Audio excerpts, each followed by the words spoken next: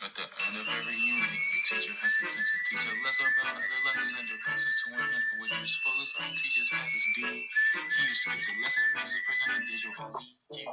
Elocution needs historical evidence, reasoning to corroborate and advance. The competencies that probably jumpy Irish way admire. Then we drop the screencast like a single dash fire. Student peers, screencast, read up, like, and share. We know you had all the John Steven, I think you can bear. If we had the most by 10 p.m. Eastern on the fifth day, we earned 500 bonus points with virtually guarantees a name without much more fanfare. Or GP, present, our digital LQ, yeah.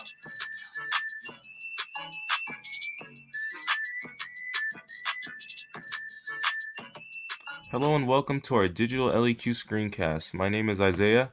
I also worked on this with my partners Marvin, Luis, Richard, and Catherine. And today we'll be talking about the continuities and changes in cultural beliefs in Sub-Saharan Africa. So the topic that we are assigned for this, analyze continuities and changes in cultural beliefs and practices in Sub-Saharan Africa from 1450 to the present. And on the right, there's an image depicting the regions of Sub-Saharan Africa that you see they're highlighted in green. Now, the big ideas are questions that you want to keep in mind throughout the video. We have three here. What cultural beliefs and practices do the people in Sub-Saharan Africa have? How do the changes affect African society? And why did their cultural practices and beliefs change? What events led to the change? I'll give you a little time to pause the video and think of these on your own. The answers to these questions will be revealed at the end. So our thesis statement that we came up with, from 1450 to the present, Sub-Saharan Africa went through many cultural changes, such as the increase in belief in Christianity and normalization of polygamy. However, there are also many cultural beliefs that Africans stay true to, such as the liberal role of women and the influence of Islam. Therefore, these continuities cause for African society to diversify. A little contextualization or background information. People in Sub-Saharan Africa had many religious beliefs and practices, the biggest of religions including Islam and Christianity. African nations also practice traditions in their culture. Over time, while some things have changed, there are also practices that have forever been part of their culture. So, our first thing we're going to touch on are Islam and Christianity. These two religions were the main ones that existed in Sub-Saharan Africa, and around 90% of Africans fell under these two religions. Um, it shows that 400 million to 500 million followers believed in these two religions. On the right, there's a primary source that's pretty much talking about instructing students of Islamic law in the rights of orphans and married women. They practice rituals, prayers. They went to shrines for these two religions. Next, we have some religious beliefs and practices, one of which was polygamy, which was the belief that many wives could share a husband. This tradition formed back in the slavery days because a lot of women were left without husbands during that time. Other beliefs included a belief in spiritual people, witchcraft, sacrificial offerings, reincarnation, things like that. These were practiced in ceremonies to honor their ancestors as well as through rituals. And a little bit more on the human sacrifice thing. This is a primary source that depicts this. It evolves from hunting, murder of people that are in their society. And a lot of these cases actually go unreported because of their beliefs and practices. So now we're getting to the changes across sub-Saharan Africa, one of which was because of the slavery, European slave trade. Polygamy became more normalized because of gender ratios. A lot of women were left behind and outnumbered men at those times, so a lot of men ended up taking in multiple wives. As well as Christianity was a change because of European merchants through trade that converted people into Christianity. And we also have two primary sources. One on the left is an agreement among merchants involved in the sale and transportation of slaves. And the one on the right is another primary source, the protection of individuals and commercial transactions or the laws of commerce.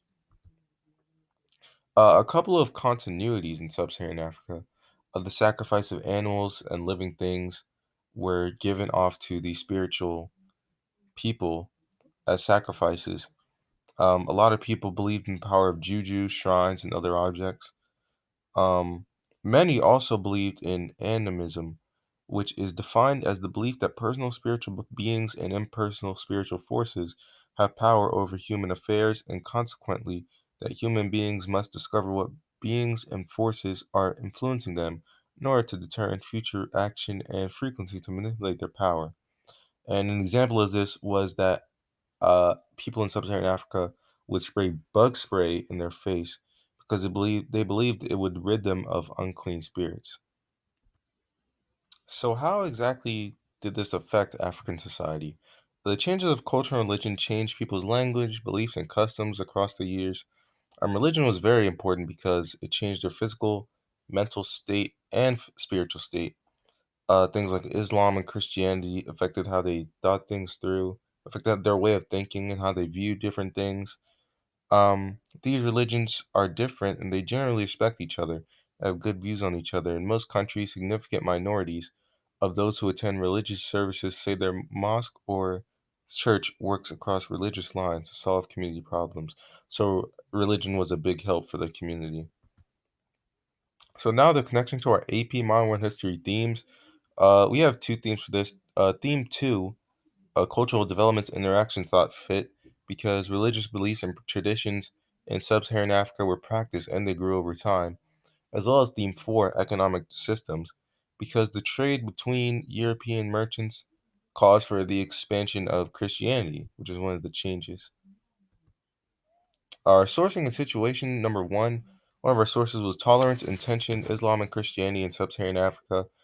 This was an article that gave a lot of information on how Islam and Christianity were important in these times, talked about various religious practices, directed for the general public so anyone can view it. And the source is credible because it is arranged very professionally and gave a lot of information that really helped us for our project. Number two, sourcing and situation, ancient manuscripts from the desert libraries of Timbuktu. This was a secondary source that also gave a lot of primary sources that we used. I also gave some background information. It's credible because it used useful primary sources about Islam as well as other topics. And our third sourcing and situation, peoples and cultures of sub-Saharan Africa, the Annals of the American Academy of Political and Social Science. And this source gave information on how various people of sub-Saharan Africa were influenced by their cultures, directed toward the general public as well, and is also credible because it was published as a book and has good information on the people at this time. So back to our big ideas that were introduced back in the beginning of the video. What cultural beliefs and practices did the people in sub-Saharan Africa have?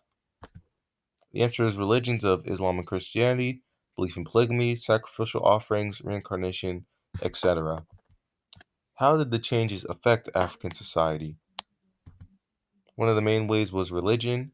Islam and Christianity changed the way people thought and viewed certain things.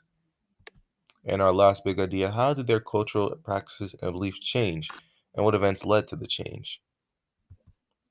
Cultural beliefs changed through the transportation of slaves, as well as trade with European merchants. This is the list of all our sources that we use to create this.